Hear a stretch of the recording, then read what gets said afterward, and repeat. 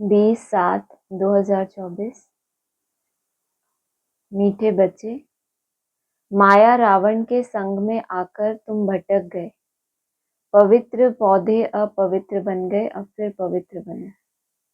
प्रश्न है, हर एक बच्चे को अपने ऊपर कौन सा वंडर लगता है? बाप को बच्चों पर कौन सा वंडर लगता है? उत्तर है, बच्चों को वंडर लगता है कि हम क्या थे, किसके बच्चे थे। ऐसे बाप का हमें वर्षा मिला था, उस बाप को ही हम भूल गए। रावण आया, इतनी फागी आ गई जो रचयिता और रचना सब भूल गया। बाप को बच्चों पर वंडर लगता, जिन बच्चों को मैंने इतना ऊंच बनाया, राज्य भाग्य दिया, वही बच्चे मेरी ग्लानि करने लगे। रावण के संग में आकर सब कुछ गवा दिया। ओम शांति। क्या सोच रहे हो? नंबरवार पुरुषार्थ अनुसार हर एक की जीवात्मा अब अपने ऊपर वंडर खा रही है कि हम क्या थे, किसके बच्चे थे, और बरोबर बाप से वर्षा मिला था, फिर कैसे हम भूल गए। हम सतो प्रधान दुनिया में सारे विश्व के मालिक थे, बहुत सुखी थे, फिर हम सीढ़ी उतरे। रावण आया, गोया इतनी फागी आ गई जो रचयिता और रचना को हम भूल गए। फागी में मनुष्य रास्ता आदि भूल जाते हैं ना, फागी समझते हो?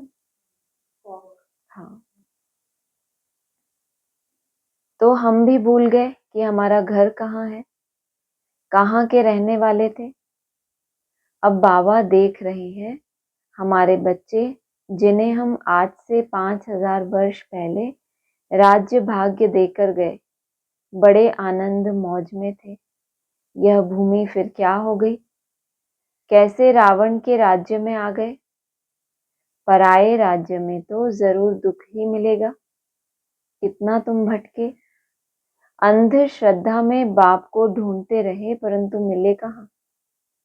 जिसको पत्थर ठिक्कर में डाल दिया तो मिलेगा कि फिर कैसे।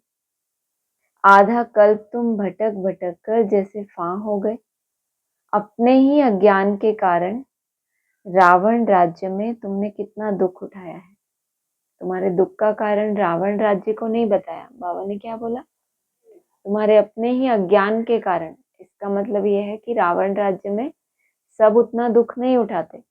कोई कोई बच्चे 82-83 जन्म भी क्या रहते हैं, सुख होता है ना, तो वो भी तो रावण राज्य में होते हैं, लेकिन वो उनके अंदर उतना अज्ञान नहीं आता कि वो दुख उठाए। भारत भक्ति मार्ग में कितना गरीब बन गया। बाप बच्चों की तरफ देखते हैं तो ख्याल होता है भक्ति मार्ग में कितना भटके हैं। आधा कल भक्ति की है, किस लिए? भगवान से मिलने के लिए।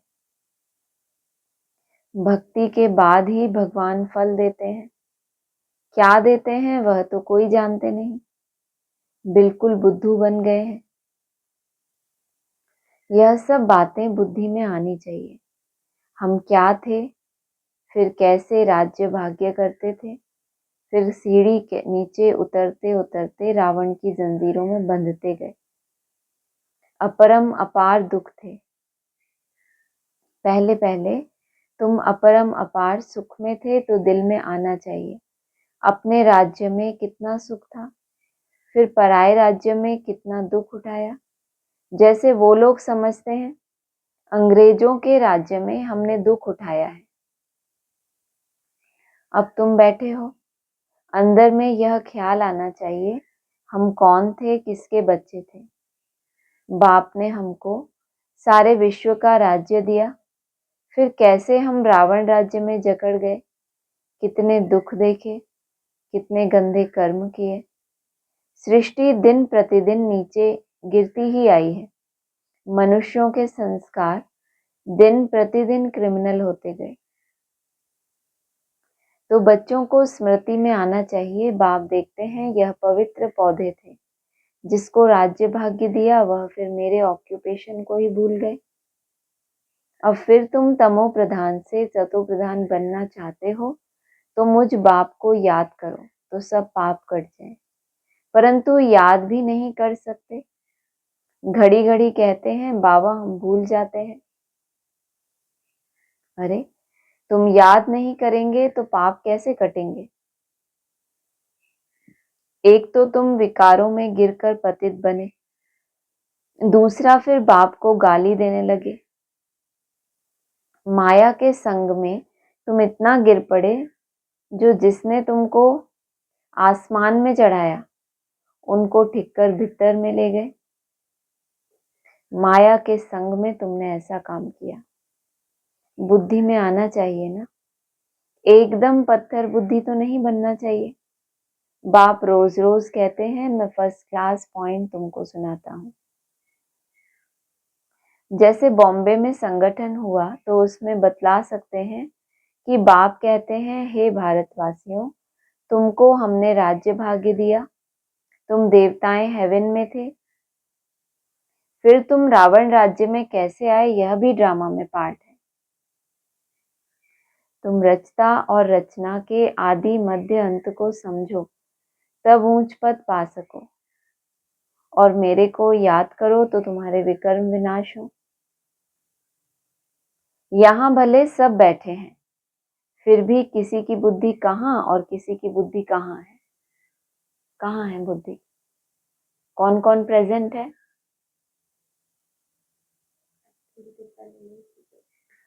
एक दो तीन चार पांच।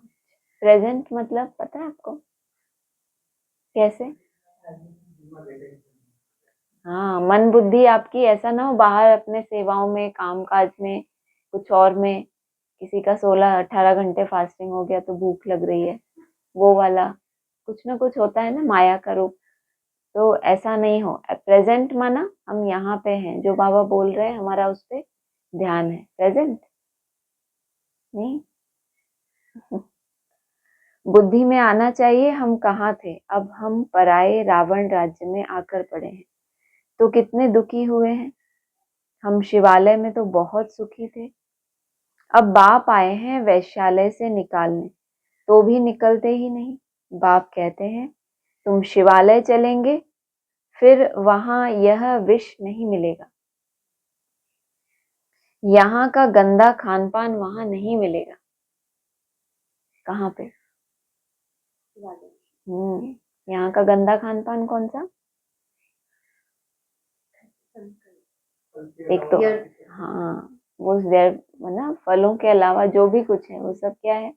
विष है ना। उसमें कुछ ना कुछ माना जिसमें मनुष्य के द्वारा एडिशन जो भी कुछ किया गया तो नेचुरल तो नहीं हुआ। तो वो हो गया खान पान, और एक हो गया बेहद का खान पान। सिवाय शुद्ध संकल्पों के, जिस तरह के संकल्प देवताएं करते हैं, कैसे संकल्प करते होंगे? शुभ भावना, शुभ कामना, जो भी हमें अव्यक्त वाणियों में सिखाया गया वो सब देवताओं की क्वालिटीज है। उसके अलावा कोई भी संकल्पों का भोजन नहीं मिलेगा वहां पे। यह तो विश्व के मालिक थे ना, फिर यह कहाँ गए? फिर से अपना राज्य भाग्य ले रहे हैं, कितना सहज है। यह तो बाप समझाते हैं सब सर्विसेबल नहीं होंगे, नंबरवार राजधानी स्थापन करनी है, जैसे 5000 वर्ष पहले की थी। सतो प्रधान बनना है, बाप कहते हैं यह है तमो प्रधान पुरानी दुनिया। एक्यूरेट पुरानी जब होगी तब तो बाप आएंगे ना। पुरानी में भी क्या चाहिए?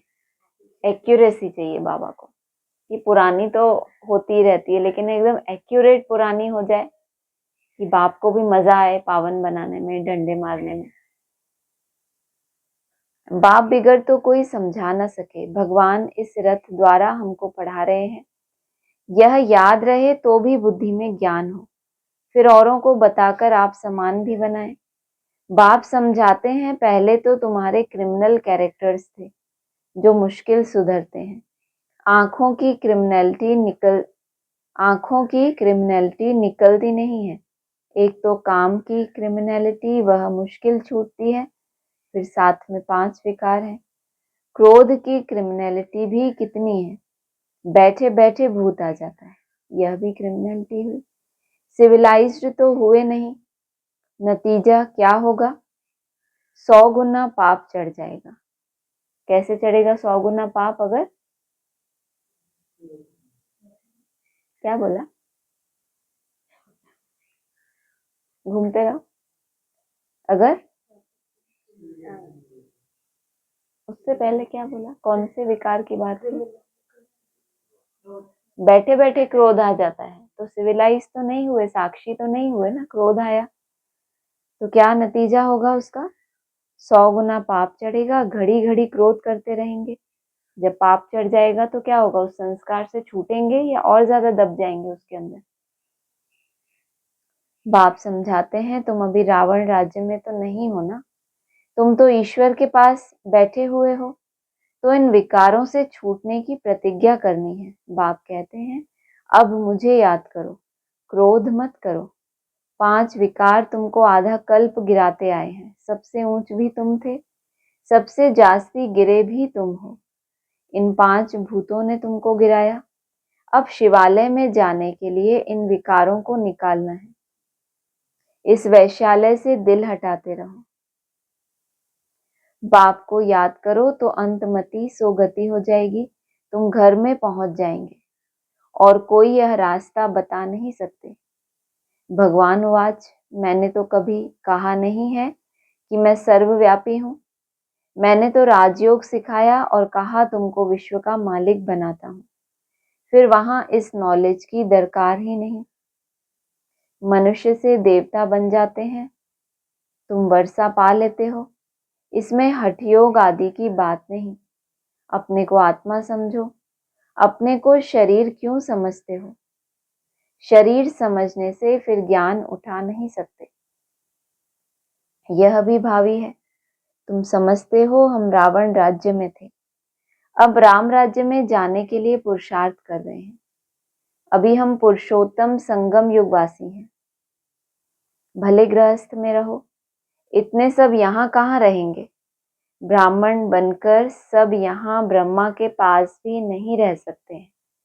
रहना भी अपने घर में है और बुद्धि से समझना है हम शूद्र नहीं, हम ब्राह्मण हैं।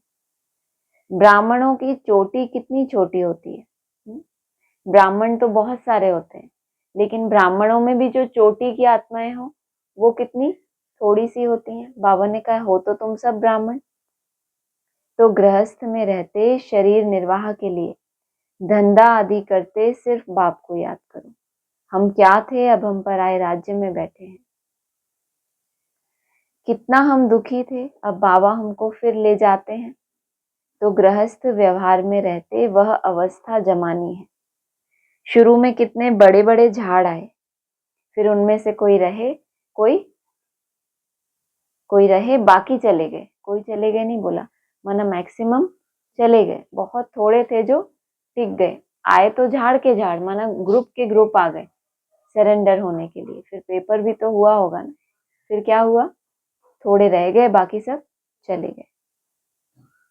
तुम्हारी बुद्धि में है हम अपने राज्य में थे, फिर अभी कहाँ आकर पड़े हैं, फिर अपने राज्य में आते हैं। तुम लिखते हो, कहते हो बाबा फलाना बहुत अच्छा रेगुलर था, फिर आते नहीं आते हैं तो गोया विकार में गिरे, फिर ज्ञान की धारणा हो न सके। उन्नति के बदले गिरते गिरते पाई पैसे का पद पा लेंगे। कहाँ राजा, कहाँ नीच पद। भले सुख तो वहां है ही, परंतु पुरुषार्थ किया जाता है ऊंच पद पाने का। बड़ा मर्तबा कौन पा सकते हैं यह तो सभी समझ सकते हैं। अभी सब पुरुषार्थ कर रहे हैं। किंग महेंद्र भोपाल के, वह भी पुरुषार्थ कर रहा है। वह किंग तो पाई पैसे के हैं, यह तो सूर्यवंशी राजधानी में जाने वाला है। किसको ठप्पा लगा दिया? Bhupendra, very good. 2 चीजों को जोड़ के इन्होंने संधि बनाई है। एक भोपाल के महेंद्र भाई को जोड़ के इन्होंने भूपेंद्र बनाया, क्योंकि भोपाल के महेंद्र भाई हैं तो भूपेंद्र शॉर्ट में, ज्यादा बोलना नहीं है ना इसलिए। तो वह सूर्यवंशी राजधानी में जाने, भोपाल जोन के इंचार्ज है ना, कौन थे, मतलब महेंद्र भाई। भोपाल जोन के नहीं है, मालूम नहीं हो पाएगा। पुरुषार्थ ऐसा हो जो विजय माला में जा सके। बाप बच्चों को समझाते हैं अपने दिल में जांच करते रहना है।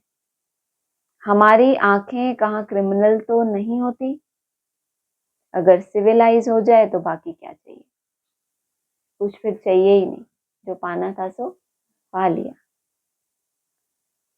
भले विकार में नहीं जाएंगे परंतु कुछ ना कुछ आंखें धोखा देती रहती।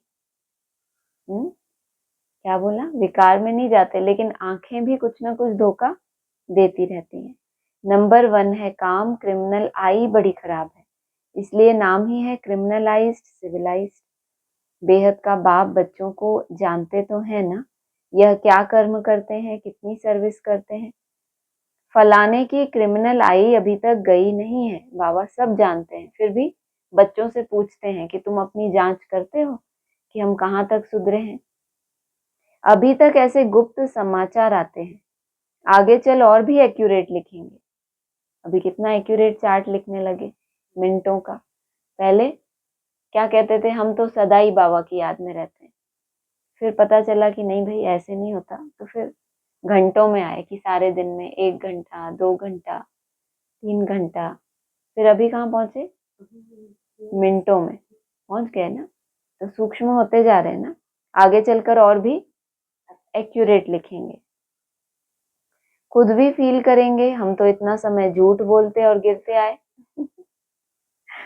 ज्ञान पूरा बुद्धि में बैठा नहीं था, यही कारण था जो हमारी अवस्था नहीं बनी। ये उनकी बात है जिन्होंने लंबे समय पुरुषार्थ भी किया है लेकिन उनकी अवस्था बनी नहीं। इसका मतलब सच को क्या किया है, या तो छुपाया है या तो या तो उतना ज्ञान ही नहीं था। जितनी समझ थी उस उतने हिसाब से भी अगर ईमानदारी से चले तो भी आपकी अवस्था आगे बढ़ेगी जरूर।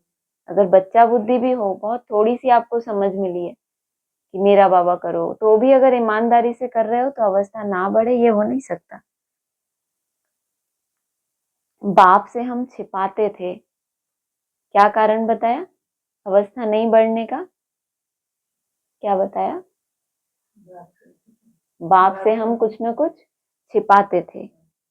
सर्जन से 5 विकारों की बीमारी छिपानी नहीं चाहिए, सच बताना चाहिए। हमारी बुद्धि इस तरफ जाती है, शिव बाबा तरफ नहीं जाती।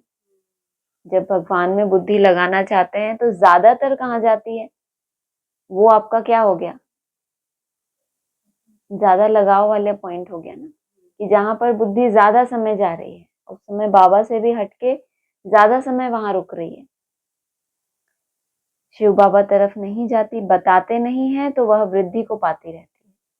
अगर बुद्धि योग का भटकना भी आपका है, किस तरफ जा रहा है, साधनों में जा रहा है, भोग में जा रहा है, खाने पीने में जा रहा है, व्यक्ति विशेष में जा रहा है, किसी में जा रहा है, मतलब कुछ भी अगर छुपाया तो वो चीज आपकी समझो बढ़ती जाएगी।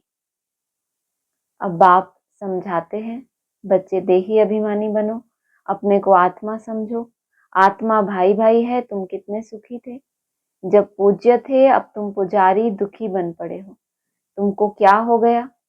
सब कहते हैं यह गृहस्थ आश्रम तो परंपरा से चला आया है। क्या राम सीता को बच्चे नहीं थे? लेकिन वहां विकार से बच्चे नहीं होते।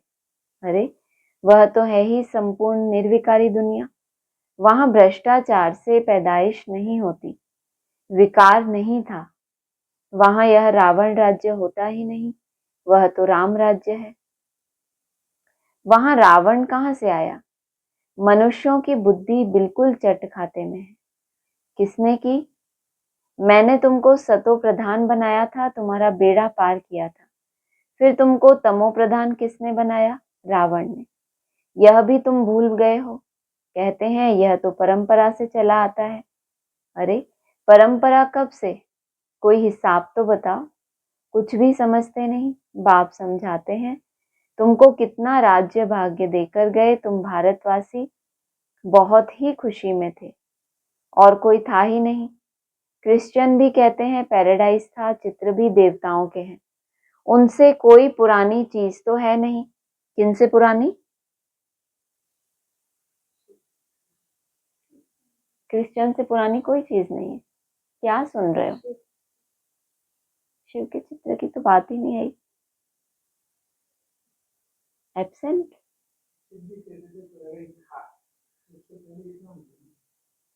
ये बोला कि देवताओं के चित्र जो थे उनसे पुराना कुछ भी नहीं है। क्रिश्चियन लोग भी श्री कृष्ण के पुराने पुराने चित्रों को लाखों दे के खरीद करते हैं, क्योंकि मानते हैं ना कि पैराडाइज था, उसमें ये आत्माएं थी, तभी तो इतना रिस्पेक्ट देते हैं, नहीं तो उनको क्या पड़ी है। लॉर्ड कृष्णा मानते हैं। चित्र भी देवताओं के हैं। क्रिश्चियन तो कहते हैं पैराडाइज था, चित्र भी देवताओं के हैं, उनसे कोई पुरानी चीज तो है नहीं। पुराने से पुराने यह लक्ष्मी नारायण होंगे या इन्हों की कोई वस्तु होगी। सबसे पुराने से पुराना है श्री कृष्ण। नए से नया भी श्री कृष्ण था। पुराना क्यों कहते हैं? पुराना क्यों बोला? क्योंकि पास्ट हो गया, सबसे शुरू में आया, तो अभी के जब क्रिश्चियन आएंगे तो उनके हिसाब से कितना पुराना हो गया वो। नए से नया भी श्री कृष्ण था। पुराना क्यों कहते? क्योंकि पास्ट हो गया ना। तुम ही गोरे थे फिर सांवरे बने। सांवरे कृष्ण को भी देखकर बड़ा खुश होते हैं। झूले में भी सांवरे को झुलाएंगे। उनको क्या पता कि गोरा कब था। कृष्ण को कितना प्यार करते हैं। राधे ने क्या किया? बाप कहते हैं तुम यहाँ सत्य के संग में बैठे हो, बाहर कुसंग में जाने से फिर भूल जाते हो। माया बड़ी प्रबल है, गज को ग्राह हप कर लेते हैं। ऐसे भी हैं, अभी भागे कि भागे, थोड़ा भी अपना अहंकार आने से और ही सत्यानाश कर लेते हैं। किस बात से? कोई और नहीं सत्यानाश करता। नाश भी कैसा है? सत्य में अपना क्या कर लेते हैं? नाश कर लेते हैं, है ना। आत्मा के अर्थ जो पुरुषार्थ कर रहे हैं वो छोड़ दिया तो सत्य का नाश हो गया ना। आत्मा सत्य है, आत्मा का पुरुषार्थ अगर छोड़ दिया तो क्या हो गया? सत्य का नाश हो गया। देह तो विनाशी है, उसको खत्म कर लिया तो फिर कहीं ना कहीं जन्म लेंगे, तो वो सत्य का नाश थोड़ी हुआ। सत्य तो आत्मा है। थोड़ा भी अपना अहंकार आने से और ही सत्यानाश कर लेते हैं। बेहद का बाप तो समझाते रहेंगे। इसमें फंक नहीं होना चाहिए कि बाबा ने ऐसे क्यों कहा। क्या इसमें हमें कभी भी कि बाबा ने ऐसे क्यों कहा, बाबा को तो बहुत रिस्पेक्ट देनी चाहिए बच्चों को। अरे बाबा सच नहीं बताएगा, वो तुमसे ही बोल रहा है कि तुम अपनी एक एक कमजोरी को क्या करो, सच सच बताओ, नहीं तो बढ़ती रहेगी। अगर अब तुम नहीं बताते तो कौन बताए? बाबा तुमको बताए। या तो तुम इतने ईमानदार बनो कि तुम बाबा को एक एक अपनी आंखों का, बुद्धि योग का सच सच बताओ। नहीं तो अगर तुम्हें पता ही नहीं चल रहा और तुम्हें लग रहा है कि हम बहुत बड़े महारथी हैं, तो फिर बाबा को तुम्हें अलर्ट करना पड़े ना। नहीं तो तुम बोलोगे कि बाबा आपने तो बताया ही नहीं कि ऐसे ऐसे सूक्ष्म में अहंकार था मेरे अंदर। तो इसमें फंक नहीं होना चाहिए। बाबा ने ऐसे क्यों कहा, हमारी इज्जत गई? इज्जत है हमारी अभी? सिर्फ हम ही ऐसा मानते हैं कि हमारी कितनी वैल्यू है, हम भी कुछ हैं। बाबा की नजर में तो हमारी अभी क्यों? क्योंकि जब तक हम देह भान में हैं, देह में ही जी रहे हैं, तब तक कोई हमारी वैल्यू नहीं है बाप की नजरों में। दुनिया की नजरों में आपकी इज्जत बहुत हो सकती है कि वाह ये कितने बड़े आदमी हैं, फलाने हैं, टीचर हैं, डॉक्टर हैं। बाबा क्या कहता है? जब तक तुम्हारे अंदर देह भान है, तुम्हारी कोई भी वैल्यू, जब तक तुम ये समझते हो, ये मुरली का पॉइंट है कि हमारी भी कुछ वैल्यू है, तब तक तुम्हारी कोई काम के नहीं। अरे इज्जत तो रावण राज्य में चट हो ही गई है। जब 5 विकारों में परवश होके क्रोध करते हो, विकारों में गिरते हो, तो इज्जत कहाँ रही? देह अभिमान में आने से अपना ही नुकसान कर देंगे। पद भ्रष्ट हो पड़ेगा। क्रोध लोभ भी क्रिमिनल आई है। आंखों से चीज देखते हैं तब तो लोभ होता है। बाप आकर अपना बगीचा देखते हैं, किस किस किस्म के फूल हैं। यहाँ से जाकर फिर उस बगीचे में फूलों को देखते हैं। शिव बाबा को फूल भी बरोबर चढ़ाते हैं।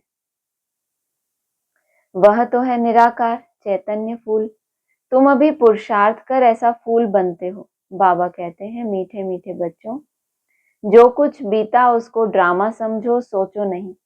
कितनी मेहनत करते हैं, होता तो कुछ नहीं, ठहरता नहीं। अरे प्रजा भी तो चाहिए ना।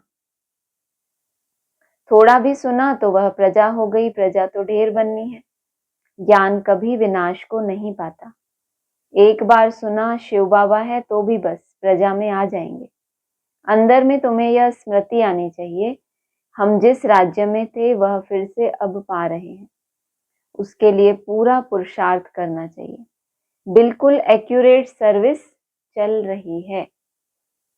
क्या सर्टिफिकेट दिया बाबा ने? सर्विस बिल्कुल एक्यूरेट चल रही है। अच्छा, मीठे मीठे सिक्की लदे बच्चों प्रति माता पिता बाप दादा का याद प्यार गुड मॉर्निंग। रूहानी बाप की रूहानी बच्चों को नमस्ते। रूहानी बच्चों की रूहानी बाप दादा को नमस्ते। सार है, शिवालय में जाने के लिए इन विकारों को निकालना है। इस वैश्यालय से दिल हटाते जाना है। शूद्रों के संग से किनारा कर लेना है। जो कुछ बीता उसे ड्रामा समझ कोई भी विचार नहीं करना। अहंकार में कभी नहीं आना, कभी शिक्षा मिलने पर फंक नहीं होना। वरदान है, खुशियों के खजाने से संपन्न बन, दुखी आत्माओं को खुशी का दान देने वाले पुण्य आत्मा भव। इस समय दुनिया में हर समय का दुख है और आपके पास हर समय की खुशी है, तो दुखी आत्माओं को खुशी देना यह सबसे बड़े से बड़ा पुण्य है। दुनिया वाले खुशी के लिए कितना समय और संपत्ति खर्च करते हैं और आपको सहज अविनाशी खुशी का खजाना मिल गया। जहां जाते हो वो खजाना तुम्हारे साथ में। जैसे ही समय मिलता है अपना पिटारा खोला और स्टॉप, बाबा से खुशियां लेने लगते हो। अब सिर्फ जो मिला है उसे बांटते जाओ, बांटना माना बढ़ना। जो भी संबंध में आए वह अनुभव करे कि इनको कोई श्रेष्ठ प्राप्ति हुई है जिसकी खुशी है। स्लोगन है, अनुभवी आत्मा कभी भी किसी बात से धोखा नहीं खा सकती, वह सदा विजयी रहती है। अच्छा, ओम शांति।